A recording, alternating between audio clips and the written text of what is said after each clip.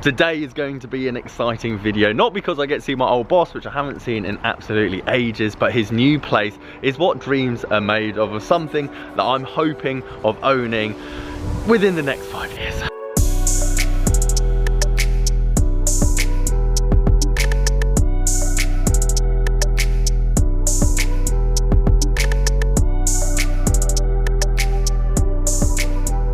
Enough space, there's a lot of space, and as you can see, not only one simulator, we've got 2 and we've got 3. Guys, how you doing? Welcome back to a brand new video. I'm down here, Mooregolf. Duncan Moore, my old boss, popped in visiting, come to check out the new place. It's incredible. Thank you, Simon. Very impressive. I want to give you a full tour because this is something that I'm hoping in the future, it's definitely not going to be imminent, but in the future that I can own myself. And what he's done with the place is just awesome. And yeah, been going well? Going well, thank you. Yeah, very pleased. I'm going to show you a tour. I'm going to show you exactly where it is, what it's all about, and then again, potentially what I would like to do with my own in the future. But yeah, it's a cool bit of kit. It's a great area, great space, and yeah, very exciting.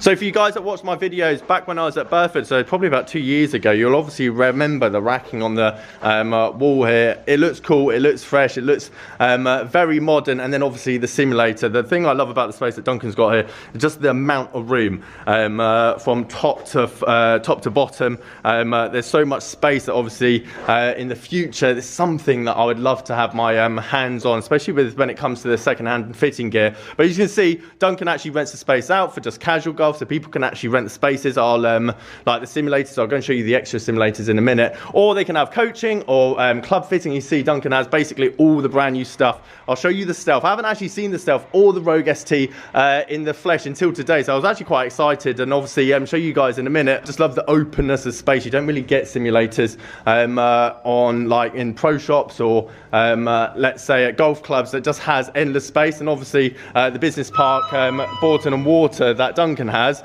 there's enough space, there's a lot of space, and as you can see, not only one simulator, we've got 2 and we've got 3. Now obviously I will be looking for a place in the interim. Now this place here obviously is massive, and something that we're not going to be able to venture out just yet. I'd be very content with just having this, you know what I mean, just like 1/16 of what Duncan's got in the place. But eventually, as you can imagine, when it comes to second-hand club fitting, I don't just want Mizuno Ping, TaylorMade, Callaway, Strixon, Mizuno, whatever it is from 2016. I want the 2015 iron fitting cart, I want the 2014 fitting iron cart, the 2013, as well as the drivers, as well as the heads, as well as the shaft. So most places only have to stock the current lineup. So Duncan's going to have the Stealth, he's going to have the Rogue ST, Ping G425, but then obviously in 2 years time they then come out of line, and then obviously you're then looking for the next step up or the next upgrade of whatever manufacturers bring out.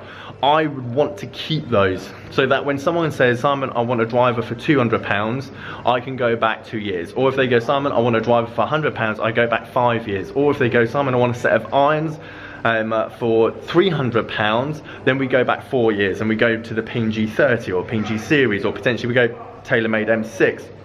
That's the old idea. So the space, especially what Duncan's got here, is going to be necessary, because not only will I be holding 8 different manufacturers, I'm going to be holding essentially 8 years worth of product until you do see somewhat of a fall off. Because don't get me wrong, manufacturers do produce newer stuff that does give you different results, and I think over like an 8-year period you'd probably be able to see the difference, and that's probably when I'd drop off the bottom end, as the bottom end would probably cost the same as the 7th and 6th year models anyway. Plus also it'd be easier to get those 7 and 6 year models on eBay or us searching, or they go away with their sheet. Which brings me on to my next point, and that being is I don't think I'm going to be able to jump to this just yet, as much as I'd love to. I think we've got to do some groundwork, i.e. running a business, making all the logistics work in terms of second-hand club fitting, people and the team that obviously are going to grow and build and work with me, whoever those people might be. But one thing that obviously I've struggled up until this point is finding an area that supports golf. Because it can't be massive, because I can't afford a massive place at the moment. This would essentially be ideal.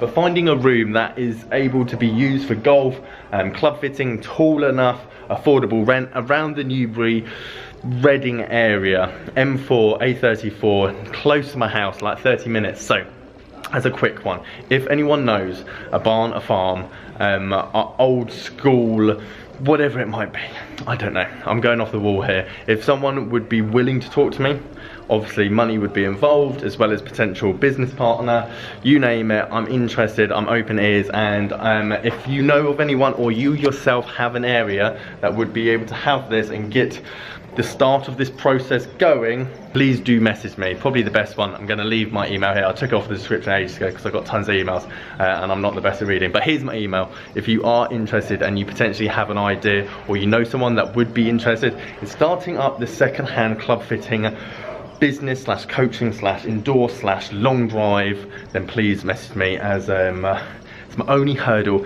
at this point is the possibility of long drive events. This room, this space, the room behind the simulators, as well as 3 simulators side by side. Obviously, if we were to host UK long drive events, which I'm a big supporter of, I think there needs to be more of that in the UK. I think we've got incredible talent in the UK, but there's not really, as far as I'm aware, monthly. I'm talking monthly long drive events, not maybe 1 or 2 just put together by the long drive competitors themselves, because that's kind of where we are at the moment. I want to have sponsored, I want to have Twitch live events, I want to have YouTube live events, I want to have sponsors putting the money up, because there's going to be awareness and there's going to be people watching. And I can imagine the videos that we could create on the month by different competitors coming, hitting unbelievable ball speeds, unbelievable distances, as well as having an audience as well, as you can imagine, in something like this. I think there's going to be a big take up, and I think it'd be very entertaining and obviously something to start. And it's not that difficult. The difficult is finding a venue like this to obviously do it from. So again, that is my big plan. It might not happen this year or next year, but that is eventually what will happen, or I'd like to introduce, at least hold events where at least the competitors don't have to put up the prize fund. The prize fund would be there, and anyone would be welcome to obviously come and compete. To generally hit the ball a long way. This is the height in the actual area itself, and that bit up the stairs there will be a full putting green, like Huxley putting green. And as you can see from the floor space, it hasn't been finished yet, hence why I'm not showing you.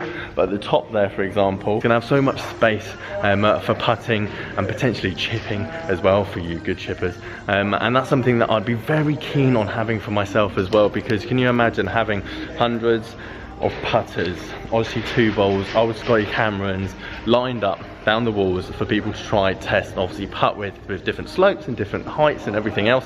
And again, because you have the height here, not only have you got the simulators underneath, but then you have a short game area up top. Not only that, obviously, if you guys have been OG and been watching my stuff for, let's say, 6 years now, you know I'm a big fan of trick shots. And having a space that has obviously this elevation and height, an area would be great for that kind of stuff. TikTok, Instagram, whatever social media is about at that time. Yeah, it'd be pretty cool. So guys, I'm going to leave that there. Obviously, it was a quick visit. It was lovely to come and see Duncan's new place, and obviously give you some kind of idea of where potentially I want the channel, the brand, and obviously the second-hand club thing to basically look like. As I've been talking about it for a very long time, but at least now I can give you some kind of visual.